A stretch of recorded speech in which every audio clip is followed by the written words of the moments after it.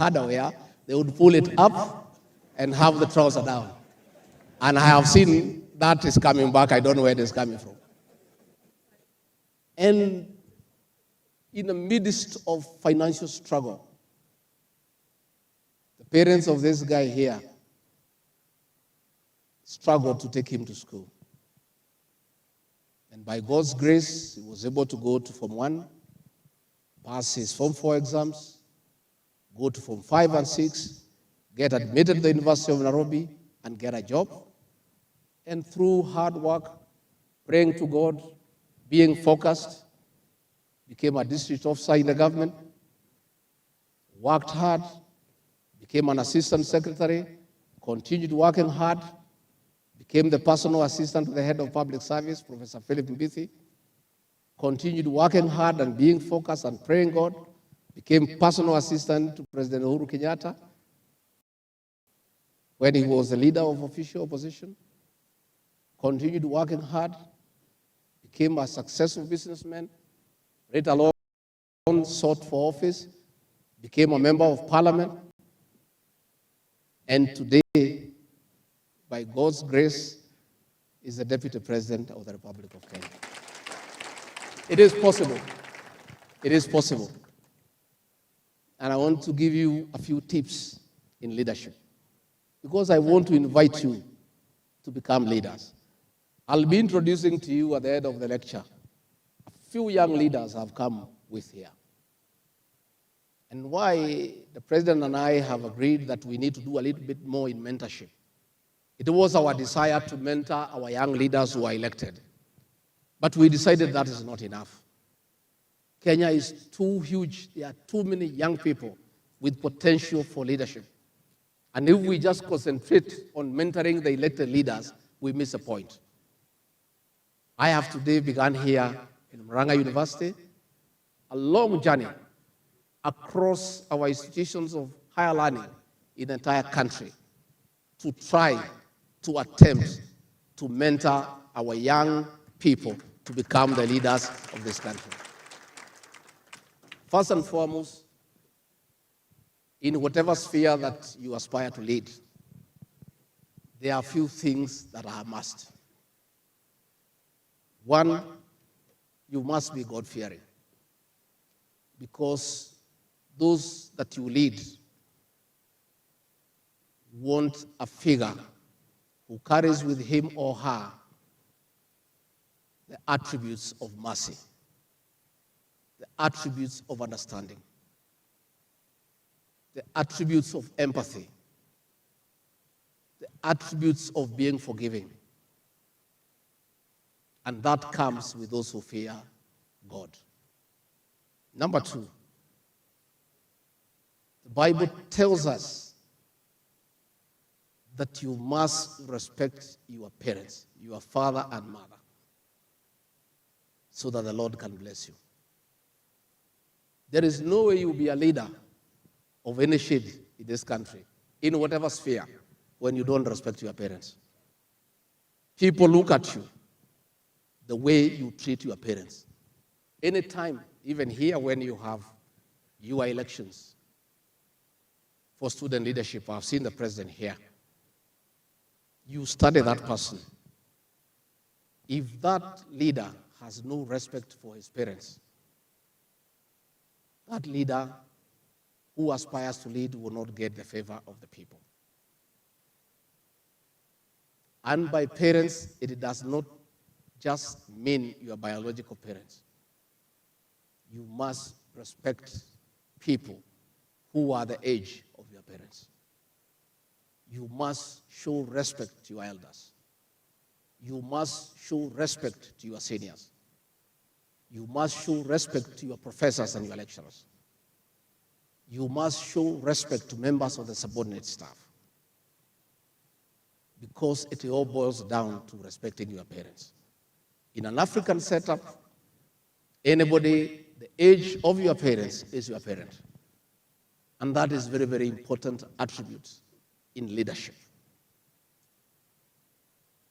Again, as you aspire to lead, the issues of being consistent are critical. What you say on Monday, you must repeat on Tuesday and Wednesday and Thursday. You cannot say one thing on Monday and say a different thing on Tuesday.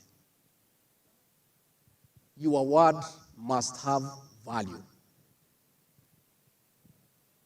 And we must not be reckless with words. I know in our lives, all of us have been through that stage. Most of you are in that stage. You jokingly, when you are trying to tune a girl, tell her that you marry her. Please don't, unless you intend to. It's a very serious commitment. You are trying to talk to a girl, to entice her, to be your girlfriend, to be your long life partner. You have just met her for 2 days, and then you are telling her you are going to marry her. And you have hardly known her. And you actually don't mean it. It is unacceptable. The day you want a position of leadership, and you promise other things, that girl you promise you'll marry and you had no intention, will say that guy is a liar. Let our words have value. If you say, I will do this for you, before you do, think it through. Think it through. And only when you are sure you'll do it.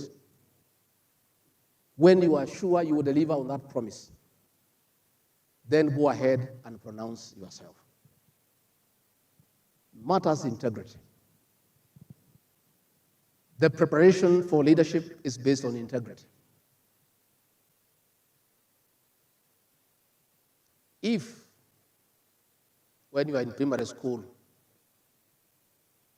you used to take the pencil of your desk mate when he or she is not there and it disappears, let alone in life you want to lead, that matter will come to haunt you. You must carry yourself with integrity and dignity. And you must be above board in all your actions. You must agree to reap only where you have sown. You cannot have the habit of taking what does not belong to you and then expect people to allow you to lead them. People will fear you. You must have what belongs to you. And if for whatever reason you want something that doesn't belong to you, please ask your friend to give you or to lead you. But don't take away things that don't belong to you. And that brings us to the whole issue of corruption in our Kenyan state. Many public servants have taken upon themselves to use their positions to unfairly enrich themselves to the detriment of the Kenyan people. And you find when you have been given a position of responsibility, instead of using that position for the public good, you won't use that position to enrich yourself, your friends, your family, your acquaintances. I want to persuade you this afternoon that as one of the strongest ways to prepare for leadership is to be a man and woman of integrity. I want to persuade you this afternoon, as we move on, that another important attribute of leadership and those who aspire to be leaders is courage. You cannot lead people. You cannot lead an organization when you are a coward. Leadership is not for the faint-hearted. Leadership is not for cowards. Leadership are for men and women who are courageous. You must, in a very steadfast way, stick to what you believe in. And don't let anybody intimidate you when you have taken a certain position. Think through what you want to do. Interrogate whatever position you want to take. Apply the pros and cons and decide what is good. Once you have decided what is good, stick to it to the end. President William Ruto and I have taken a position on consumption of illicit brews and abuse of drugs. That position is unpopular with 3% of Kenyans.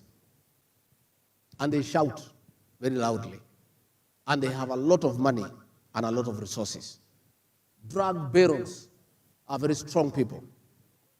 I was at the coast and they were trying to intimidate me. They have serious money. They can bribe their way. They can even have you killed. They can arrange a car accident for you. They can organize for you for your food to be poisoned.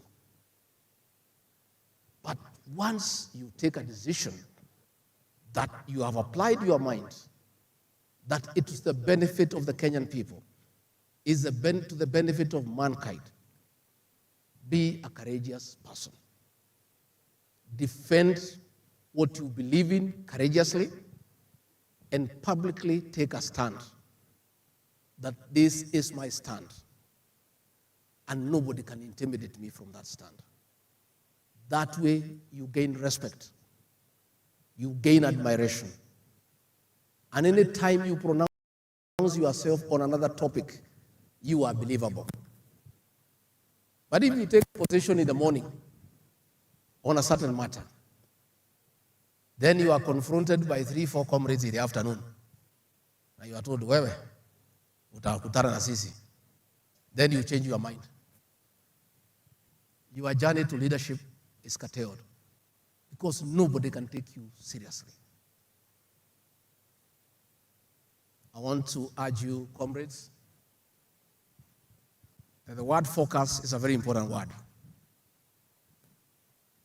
You must focus. You must decide what is it that you want to do in life. If you decide you want to be a Catholic nun, it's a very difficult decision. It's a difficult decision. Or a Catholic father, for that matter. But once you decide that is your calling, and that is the way you want to go, you must persuade your soul and your heart that that's what you believe in and that is what you want. And focus on that one. And don't be disrupted by anybody. Don't be distracted from your focus. There are people here, probably you want to be a doctor. But in the discussions in the library, when you are having your meals, comrades discuss how difficult the course in medicine is, and you start wondering whether you made the right decision. You have lost focus. And also asking too many people to give you an opinion on the decision that you have made. You are lost. The minute you make a decision and you focus on what you want to do and where you want to go, once that decision has been made, please don't seek opinion of anybody on that matter. The minute you seek opinions of others, you'll never get anywhere, and you know it. If you decide you want to buy a matatu, and you have the money, you are going to the shop, on the way you ask people, should I buy a matatu? Oh, no, please don't. A lorry is better. Another, no, you put a saloon. No, saloon, no, there are too many manenos there. Forget about saloon. Why don't we go to the casino and play with this money? You are lost. You are lost. And people have all sorts of ideas. And those who do nothing have the best ideas. There is nothing they can decide themselves. Their work is to criticize the ideas of others. True or false? Don't listen to idlers and don't seek their opinion. But take your time. Don't make a decision in a hurry. Take your time. Once you decide what you want, go for it. And don't be distracted. I have a lot of admiration for President William Ruto. When he decided he wanted to be president of Kenya, and many obstacles were put on his path, the guy was focused. People are shouting at him, no, you can't, this is impossible. You don't have the system. You don't have the deep state. How can you make it? The guy said, I'm a man on a mission. And no retreat, no surrender. I am a man on a mission. I have decided that I feel I'm qualified to lead the Republic of Kenya as president. That is my focus. And he's stuck there. Many people persuaded him otherwise. People came and told him the journey you have started is impossible. Please drop it. You can't make it. He said, I'm a man on a mission.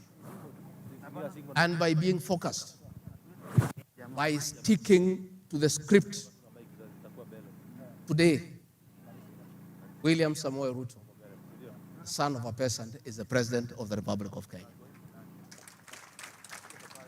I want to persuade you today that whatever calling that you choose, whatever that you decide you want to do in life, please, once you have decided, don't allow anybody to persuade you otherwise. Let me also